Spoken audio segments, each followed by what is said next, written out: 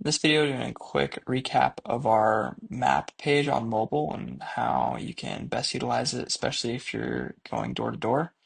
So there's different icons to be aware of. And you can always switch between what's visible on the filters. So if I click on the filter, then just for example, if we want to see all the active customers, then those are going to be the gold stars. If you click on a group of them, then it'll zoom in. This is just some mock data, so I have a bunch of duplicates. And then when you find someone, when you click on them, it will give you a synopsis really quickly where you can see if there's any notes added. Click see details, it'll navigate you back to their customer card. But what's most important is you'll notice it'll show you what kind of service they signed up for, as well as the frequency. So this is really good because then you can also filter out your list by all your one-time customers to be able to better find individuals that you want to go check in with, um, or try to get back on the schedule. Some other things that are useful in the filters are being able to see just all your leads, which are indicated on light mode by black stars.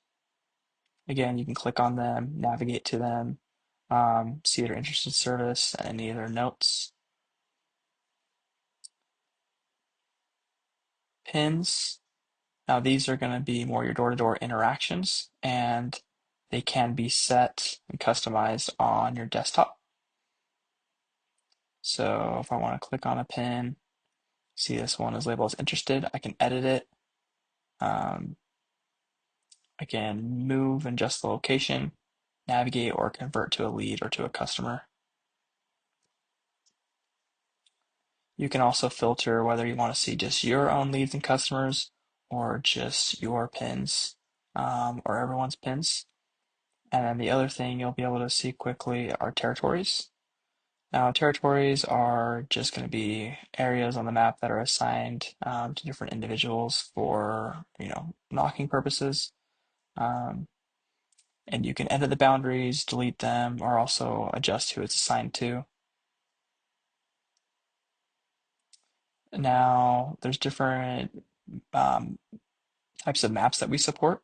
So the default ones that we give you when you log in, if you're an Apple coming from Apple, then the street map will be a provider called Mapbox. The reason we like Mapbox is because it shows you all the numbers on homes, at least if you're in the United States. Whereas if I were to make Street View Apple, then it does not show that data. Um, the other one that you'll notice, of course, is going to be satellite view and then clustering markers. We definitely recommend keeping markers clustered. That way your map loads a lot faster. Then for satellite view, you can click on this little satellite icon up here. Um, Apple Maps obviously looks really nice, has a little bit better satellite view once it loads in.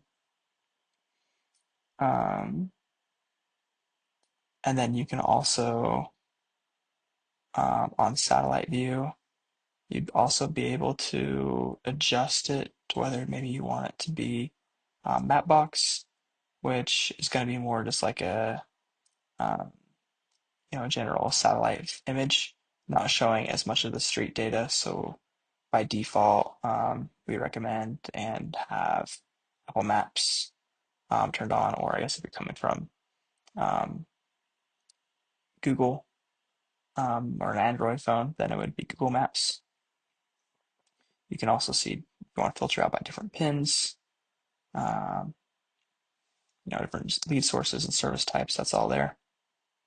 If you want to return to where you are on the map, then you just click this navigate icon. And it'll pop you into where you're located. You can search if you want to find specific people quickly. You click on them and it'll zoom you into that individual right away. And so that's going to be the main buttons on the top.